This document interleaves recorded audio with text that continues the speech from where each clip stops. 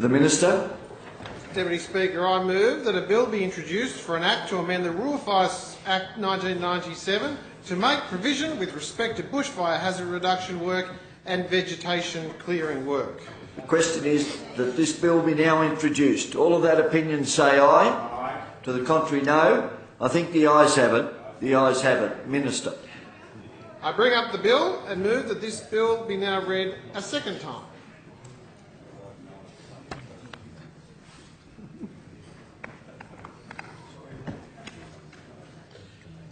Mr Deputy Speaker, the 1050 vegetation clearing scheme was introduced in New South Wales following the destruction of the October 2013 bushfires. Those fires left a devastating toll on people living in the Blue Mountains and across other parts of the state, including the Hunter and Port Stephens. Many properties were extensively damaged and homes lost. As a government, our response was swift. We provided more than $13.6 million in funding in a range of packages for affected communities, including clean-up, disposal and much-needed support for their ongoing recovery. And on the 1st of August 2014, we introduced the 1050 Vegetation Clearing Scheme. The philosophy behind the scheme was simple: to protect lives and livelihood. We wanted to make sure that people living in bushfire-prone areas had a greater ability to protect their homes by removing obstacles, such as the requirement to obtain approvals before trees or vegetation could be cleared. Giving homeowners in high-risk areas the opportunity to minimise fuel loads and fire risk around their homes is a key bushfire preparation activity. Mr Deputy Speaker, on the 1st of October 2014, the New South Wales Rural Fire Service announced its review of the 1050 Vegetation Clearing Scheme. This was in response to community concerns that in certain areas the scheme was being used for purposes other than bushfire protection. The spirit of 1050 is to enable people to guard their homes against bushfire with a minimum amount of red tape. It is not to improve your views or increase the value of your home. The proposal to bring forward the review was strongly supported. It is reflected in more than 3,500 submissions received. To assist with the review, a working group was established comprising of representatives from the New South Wales Rural Fire Service, Department of Planning and the Environment, Department of Justice and the Office of Environment and Heritage. I thank Ministers Speakman and Stokes and their agencies for their invaluable contribution. Together, the working group has made 30 recommendations that will significantly improve the 1050 vegetation clearing scheme in New South Wales. Mr Deputy Speaker, the findings of the review are resoundingly positive for the community. The result is a stronger, more integrated framework for bushfire prevention in New South Wales. We will protect environmentally sensitive areas by excluding them from the 1050 operation. Areas such as World Heritage, Ramsar wetlands, certain koala habitats, mangroves and salt marshes, littoral forests, coastal wetlands, certain critically endangered ecological communities, plants and critical habitats, and other areas of high environmental significance. They are all to be safeguarded. You will see a greater relationship between 1050 and planning. Arrangements through controls to prevent clearing of vegetation required to be retained as a condition of development consent or any land and environment court orders. Clarity that exempt and complying development structures such as decks cannot be used to extend the development footprint to enable trees or vegetation to be removed under the new 1050 scheme. Restrictions to prevent owners of buildings under construction for accessing 1050 until an occupation certificate is issued. We are focusing on the scheme on the types of vegetation that are particularly likely to lead to dangerous fires. The management of bushfire risk has been strengthened through the retention of Category 1 vegetation. Category 1 vegetation includes forests, woodland and heath greater than 1 hectare in size and carries a higher bushfire risk.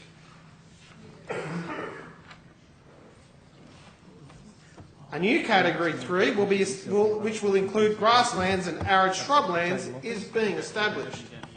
This category will be included in the 1050 scheme. ensuring that people who live in rural and regional areas can continue to access vegetation clearing arrangements.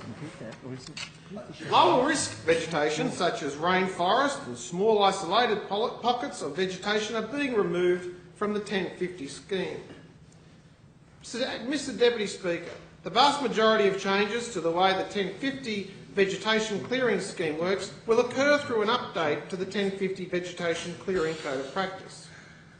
Copies of the 1050 vegetation clearing code of practice will be available on the New South Wales Rural Fire Service website www.rfs.nsw.gov.au when the new arrangements come into force.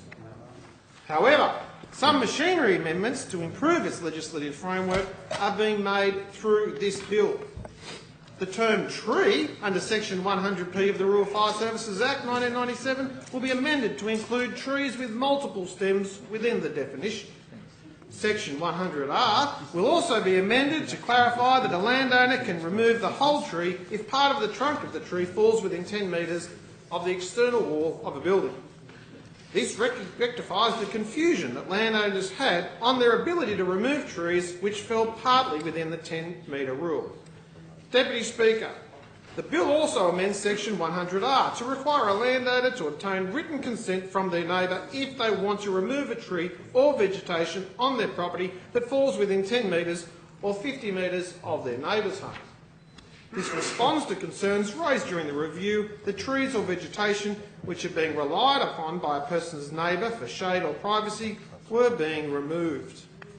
The amendments also addresses complaints regarding the clearing of land for development purposes. If no consent is given, the landowner will be required to adopt other processes available to remove the tree or vegetation, such as applying for approval through council. An important amendment being made through this bill is the extension of the 1050 scheme for farm sheds. For those members who live in rural and regional areas, we know that a person's farm shed is their livelihood. It is the place where tractors and assets that are critical to primary production are housed. The ability for primary producers to clear under 1050 is consistent with other arrangements, such as provisions which exist for routine agricultural management activities under the Native Vegetation Act 2003. To be able to access the vegetation clearing provisions, certain criteria must be met.